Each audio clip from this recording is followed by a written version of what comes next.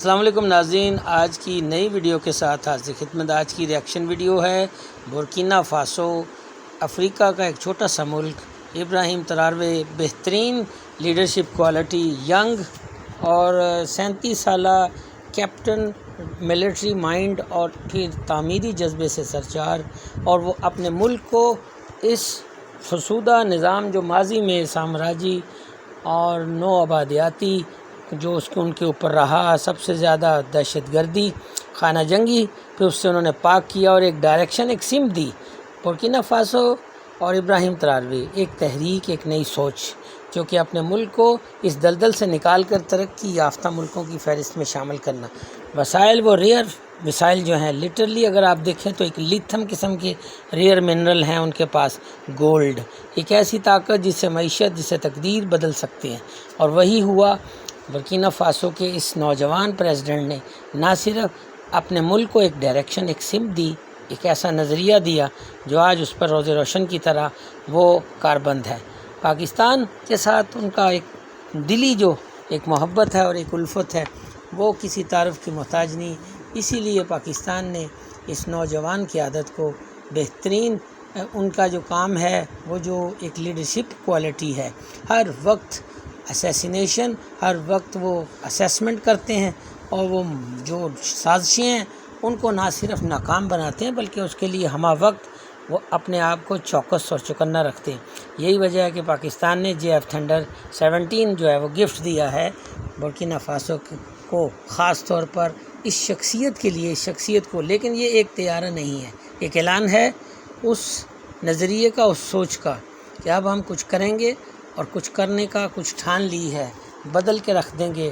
اہلیان اسلام پاکستان اور بورکینا فاسو سب مسائل سے نکل کر ترقی کی اس منزلوں کو چھوئیں گے، جس سے نہ صرف آنے والے وقتوں میں پھر کوئی غریب نہیں رہے گا، پھر کوئی سامراجی نہیں قوتیں آگے بڑھیں گی، کوئی نو آبادیاتی مملکت انہیں اپنی آغوش میں نہیں لے گی، اور کوئی زبردستی ڈکٹیشن نہیں دے گا۔ یہی وجہ ہے کہ آج بورکینا فاسو ترقی کے اس میدان میں اپنی تیزی کے ساتھ اس سفر کو طے کر رہا ہے اور اپنی منزل کی جانب بڑھ رہا ہے۔ اگر میں یوں کہوں کہ اگر آپ یہ دیکھیں کہ یہ JF تھنڈر کی دوم جو اسٹیٹ آف دی آرٹ ہے پاکستان کا، بہترین سپر سونک لڑاکا طیارہ 5th جنریشن کا، تو یہ غلط نہ ہوگا۔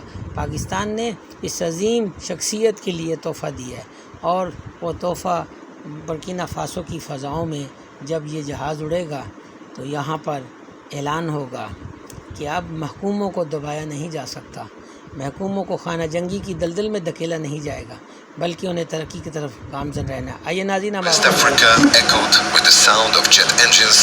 It wasn't a show of power. It was a statement of survival. The JF-17 Thunder, a supersonic combat aircraft developed by Pakistan, didn't arrive in Burkina Faso as part of a military transaction. It came as a message, one that says Ibrahim Traoré is no longer standing alone. Burkina Faso, long ravaged by insurgency and foreign manipulation, is finding its footing again under Traoré's rule. A former soldier who rose through the ranks, not through wealth or legacy, but through sacrifice and principle. His hands have held rifles in the bush. His eyes have seen villages burn and people perish. He knows what it means to fight, not for power, but for the right to exist.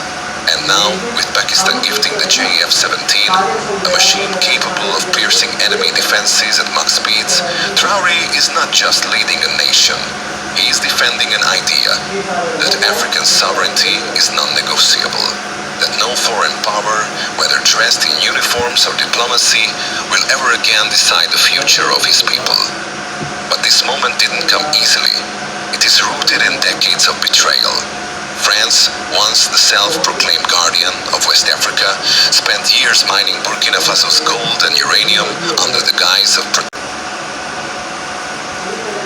French military. He broke not just a contract, but a cycle. And cycles don't break without colonized passes and the promise of independent futures. But even the sharpest sword means nothing without understanding who it is drawn against. Ibrahim Traoré did not inherit a peaceful nation. When he took power, Burkina Faso was on the verge of collapse, fractured by jihadist insurgencies, plagued by corruption, and torn apart by decades of foreign interference. The Maghreb region had become a chessboard where international players moved pawns of chaos, and Burkina Faso was caught in the middle. The most dangerous force, however, was not the rebels in the bush. It was the silent hand of empire. France, cloaked in the language of the partnership, maintained a tight grip on the nation's military, economy, and natural wealth. Gold disappeared into foreign vaults.